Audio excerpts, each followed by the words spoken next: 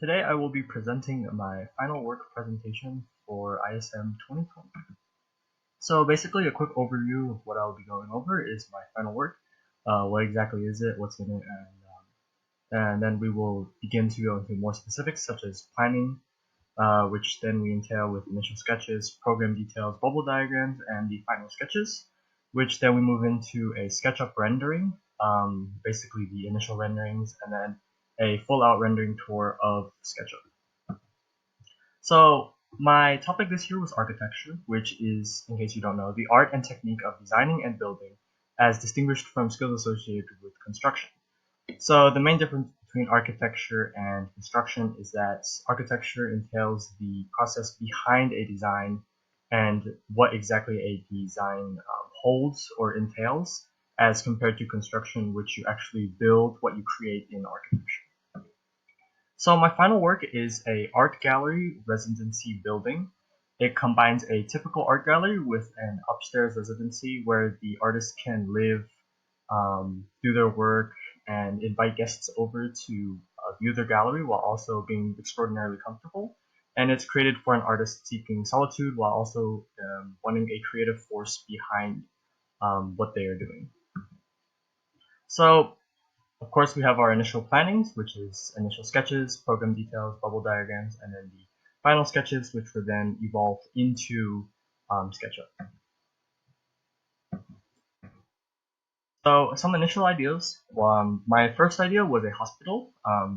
Eventually, me and my mentor rejected this idea because it was too complex and had too many moving parts compared to other ideas that could be done within 3 to 4 months. So then the next thing we did was a tiny house, also known as the tiny house program, which is a easy to create and a good starting project to begin with. Basically, it entails creating a house under a certain square footage or a small house that holds all the aspects you need in order to create a living while still compact living space.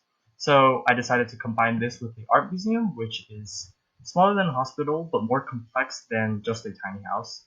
So we combined the tiny house idea with the art museum idea, and so we get our art gallery residency idea. So initially, we do initial sketches and then the brain dump. So some initial ideas I thought of were balls, circles, basically linking interconnected circles together, but that didn't work. That was a little too complicated to implement into a building design. So then the next thing I chose to do was a locust flower. That also didn't work too well because the petals are too hard to design correctly and overall just didn't function very well as an art museum while also as a residency. So next I decided to try out a cake, just a typical funnel layer cake, which actually gave me a really good idea of another museum, perhaps a basic museum with about history, perhaps, with also outdoor walkways and terraces, all that. It was actually a pretty good idea, but it doesn't work with the residency. So then we go to the classic yin and yang, which also didn't work because it's too hard to incorporate both together into a working art museum, which I then go to this rice, which also didn't work too well because overall it's hard to create a good solid structure using the small elements combined together. So then I tried trees, fire, waterfalls, and cactuses even. And then all these ideas didn't work, which has left me frustrated and very annoyed why I just could not think of a good idea. And so then it came to me. Basically, I would use cubes or geometric shapes similar to cubes combined together to create a good art museum / residence, which then ends up looking like this. So we have all these ideas, all slammed down, written down, worked over, thought over repeatedly, and in the end, I decided to do a simple, just cubes. Very easy, very straightforward. And so then here's basically the basic layout of what I want. So we have the tiny house ideas combined with the art museum ideas, along with what I want and some technicalities, as you can see. And so we can see some of the smaller or perhaps larger ideas at work here. We have the circle thoughts, the interlinking circles, along with the residency on top with the studio and exhibits on the bottom. So we have a little cubism style mess over here, which I then evolved actually into sort of a L-shaped or more uniform, more um, rectangular shaped building over here, which is actually what I then implemented into a initial very rough, very not very well thought out with square footages sketch of it. So as you can see, a couple elements here are stand out. As we can see, the interior courtyard that is not very commonly seen in art museums or art galleries. So we have the interior courtyard along with a on-roof garden, or perhaps a rooftop garden, so to speak, where you can walk on, hold picnics, talk with friends, all that stuff on top of your roof, along with a more private garden area towards the bottom right, which is much more closed off, as you can see with the walls, where a artist would go if they wanted solitude to just lie down and think about their ideas, about their projects, and to just take a time to just sort of relax and detox. And so based on this, I sent this to my mentor, Christopher Carpio, who then sent back feedback for it, specifically feedback about square footages, access details, such as how to get into certain places, how to get into certain areas of the room, what connects to what, along with more realistic square foot specifications, etc., along with help with bubble diagrams and overall planning of how to plan out the art museum and get it from start to finish. So then, floor one of the art museum is basically lobby, 3 galleries, 1 studio, 2 bathrooms, an interior courtyard, and then storage and electrical units, or rooms. So then we have the approximate square footages of all of them, which is 600, 3,600, 1,225, 900, 600, 100.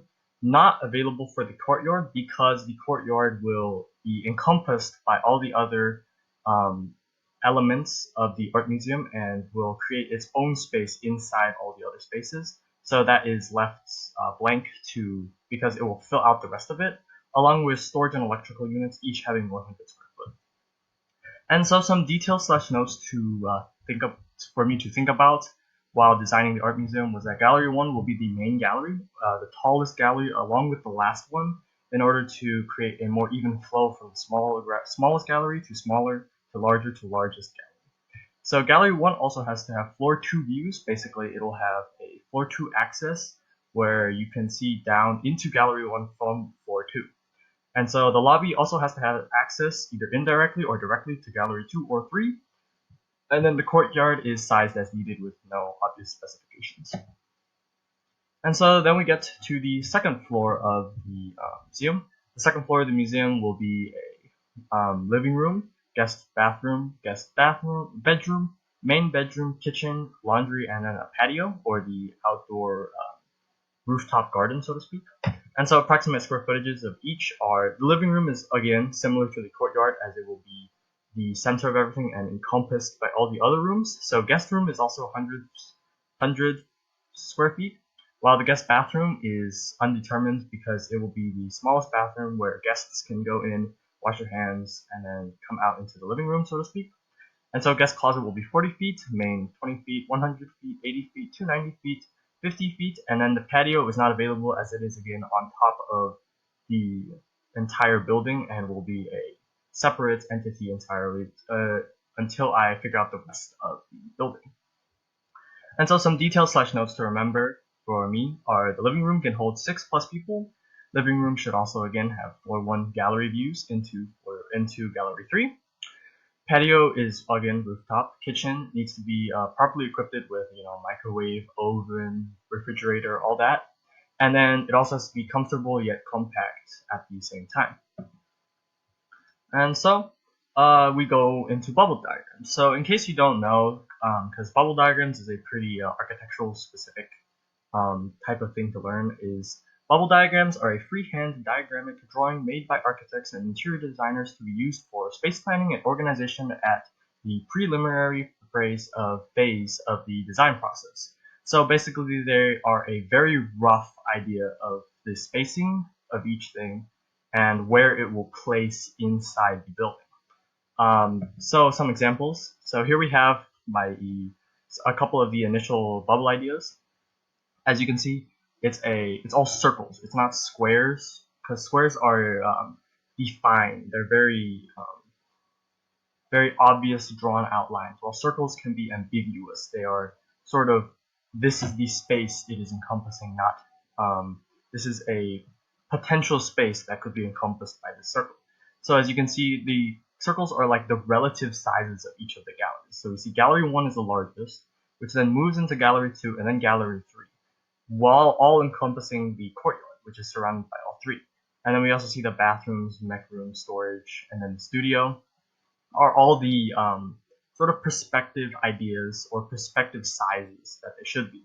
And see, the hardest part actually is stacking the level 2 on top of the level 1, to which it fits, and then it's circular. So we can see me over here, or you can see some of the work I did with that, where the circle of the pencil is floors 1, and then the ink pen is floors 2. And so we get a more finalized idea over here, where we have the lobby, the gallery 3, where you go into gallery 3, then either go into gallery 1 or gallery 2, depending on which one you prefer, but it's recommended gallery 2, then gallery 1. And so all of this is stacked, or sort of piled up on top, or all the floor 2 is piled up on top of the large gallery 1, because gallery 1 is so large, and gallery and then the living room also has to have views into gallery 3. Therefore, it makes sense that most of the living room is on top of gallery 1. And then here we have again with the size recommended sizes in square footages. And so here we have again more finalized, more detailed examples of what is needed, along with more specific bubble diagrams, so to speak. And so based on all this, we get a rough idea of what the entire thing will look like. We have a basic, sorry about that. Here we have a more basic, more defined, more straight-lined image of what I wanted. So we have, notice how we have transitioned instead of cubes into more triangular, more trapezoidal shapes. This is a natural process that an architect goes through, where you get an initial idea, and that initial idea eventually evolves into something different. And so these are the, I guess, more finalized sketches of what the building entails, basically. Notice we have a lot of angle measurements, a lot of right angles, a lot of calculations in order to get the square footage correct, in order to make sure everything fits, which we also get more of in later, where we have where I basically broke up the entire museum into specific parts based on the studios, galleries, bathrooms, etc. And then based on that, I then decided on how to create the square footages of all these. A very tricky part about this is this area over here, where Studio 2 goes into Gallery 1. So basically, Gallery 1 and Gallery 2, this part has to be even, but at the same time, both have to be different sizes. So it's very hard to design them separately. So basically, I instead designed them as one entity, as one larger element, and then split them accordingly. As you can see, more calculations, more math. It's a lot of math this stage of the planning process, where you have to actually get down into the geometry, the algebra of everything, and actually figure out the square footages and how they all fit together along with the angles. And so based on that, we see how our sketches evolve from a cube shapes, more cubic, to a more triangular and a more trapezoidal shapes. As you can see with the initial, we have more rectangular, more square shapes, along with very rigid edges that don't look or feel very fluid, very rigid and very stuck in place. While if we go to our finalized sketches, we have a much more even flowing building that sort of flows better and also has less rigid edges, and instead has angles that sort of slide into other galleries. So it creates overall a more smooth and wholesome feeling to the building. So now we move into the SketchUp rendering, or also known as the wonders of rendering your final work in the midst of a global pandemic. And so Some things I learned are adding layers to your building is super important. It allows you to edit certain parts of the model without disturbing the rest of the model, and it's also neater and more concise. More on layers when we get into SketchUp. And so groups are also very important. Groups are the things inside layers that help you split your layers into groups, so to speak. And so once you split up, it helps split up your layer into exact parts and rooms, so you can split up your layer into, let's say, walls or buildings or groups of in the buildings, so to speak. And so overall, it's always good to have layers and groups and to always check your group and layer. Because if you edit on the wrong layer, you then have to go back, select everything you edited on that wrong layer, and then re-add it to the right layer. And not only that, certain layers and groups are tied together, which means if you edit on a layer and then add it to the group will be stuck on that layer, so to speak. Which means you then have to erase everything, redo it, and then start on the correct layer. So it's always very important to check the group and layer, which I learned through SketchUp. And so here are some initial renderings, very rough, so to speak, renderings. They are, in all practicality, are instead much more basic, straightforward interpretations of my sketch. So from my sketch to the actual SketchUp. And so we have floor 1 and then floor 2.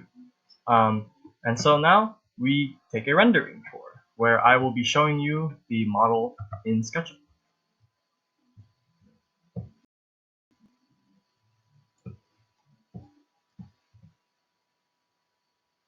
And so here we have the model. Yeah, here we have floor 1, or so to speak, the basic layout of the building. So we have all the basic floor is wood, while the studio over here. The studio over here, on the other hand, is carpet. And so we can get into more specifics by double clicking on each and see this is a group. And then the tags are actually layers, so to speak.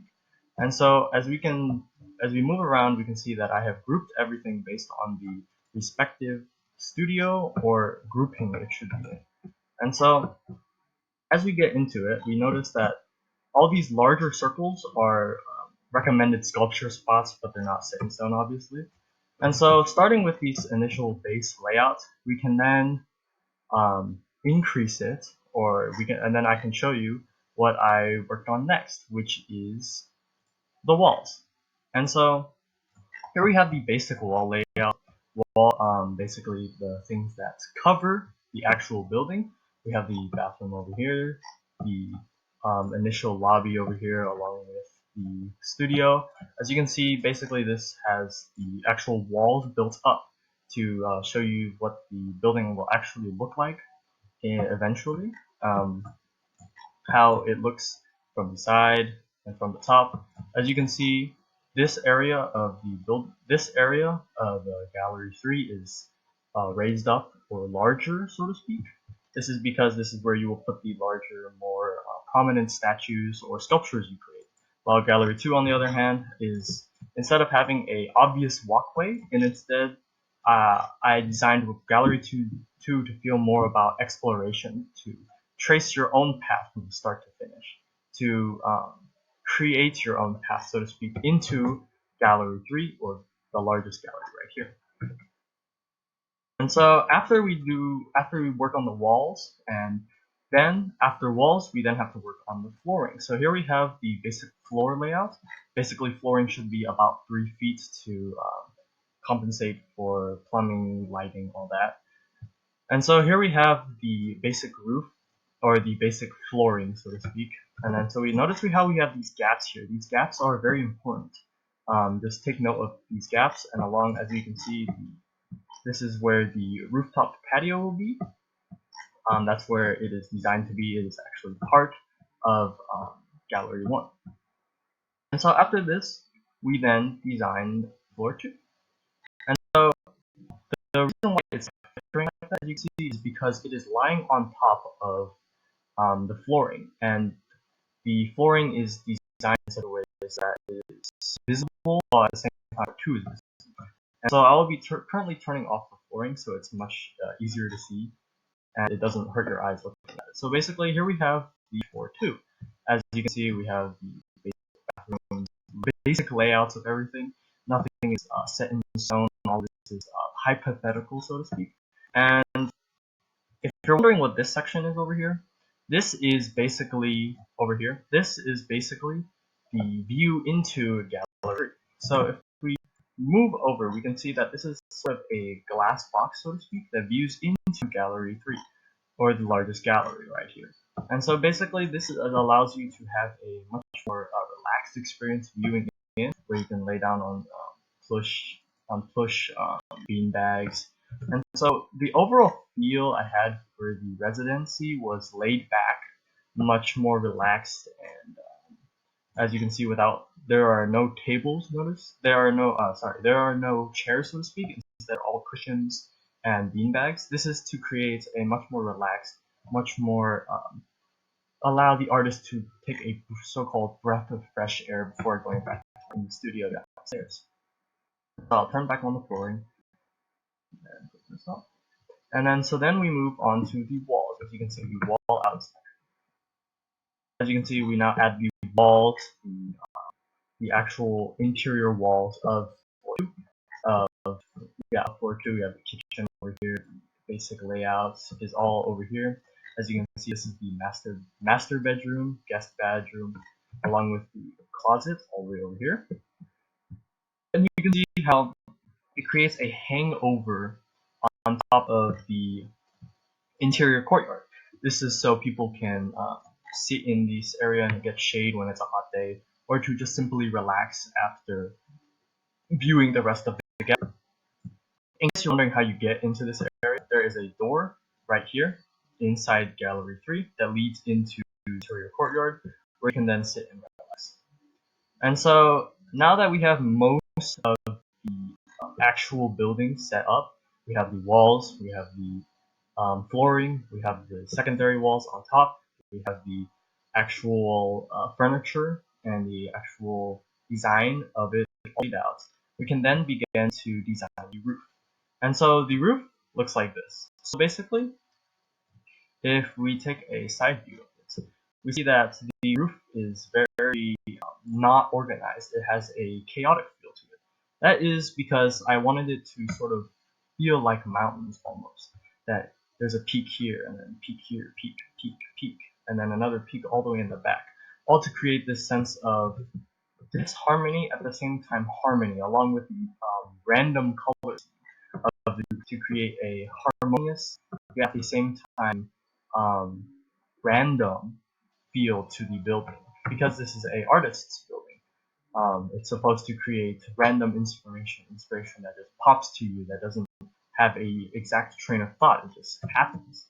And so with this roof, you can also see where the lighting comes in. So we have a large window right here, so that light comes in. Notice how I designed the recommended areas to put the paintings around the fact that lighting will come through certain parts of the building. So as you can see,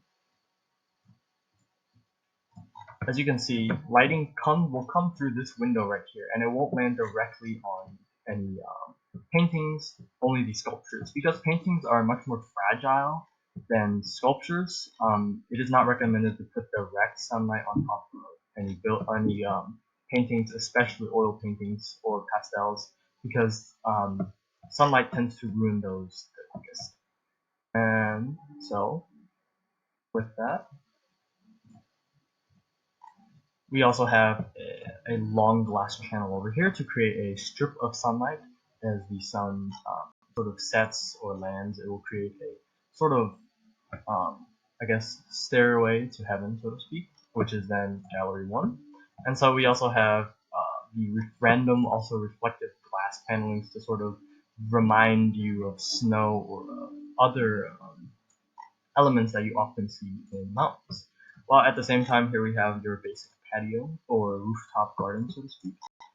Again, this is just a recommended area. Of course, you can, given enough time, I would have designed a recommended garden some places to relax, chairs and lawn benches, or chairs and lawn equipment, but I didn't have time. In case you're wondering, the recommended depth of this is about 5 inches. While at the same time, these are large enough to sit on and sort of relax. So you have a lot of people. Um, the size of floor the size of floor 2 is actually very deceiving because it may seem small, so to speak, but the actual floor 2 also encompasses this large patio area, which you can hold for guest dinners, parties, all those things that a artist sometimes needs. While at the same time, it has a secluded to it with the gates or with the wooden fences, along with the relatively small interior. And so with that, And so with that, we then we then wrap up my final presentation. Thank you. So I would like to close with my quote. If you want something created that nobody's ever seen before, it should be by your own hand by Kazuki Yorihara. And so basically here we have it. My entire senior year has been a blast, despite the COVID-19. I got to learn a lot through SketchUp. I got to design a house and then an art museum slash house that have never been created before and was my first major SketchUp creation. I learned a lot through it. Learned about layers, groupings, color schemes, about autofill, all those things in SketchUp. All these will help me greatly, will help me a lot as I proceed into college. And I would like to thank everyone that has helped me along the way, from my parents to my brothers to the ISM teachers that helped me, my mentor, and then my mentor, Christopher Carpio. A special thanks to you. And then with that, I would like to close my final presentation. Thank you for watching, so to speak. Thank you.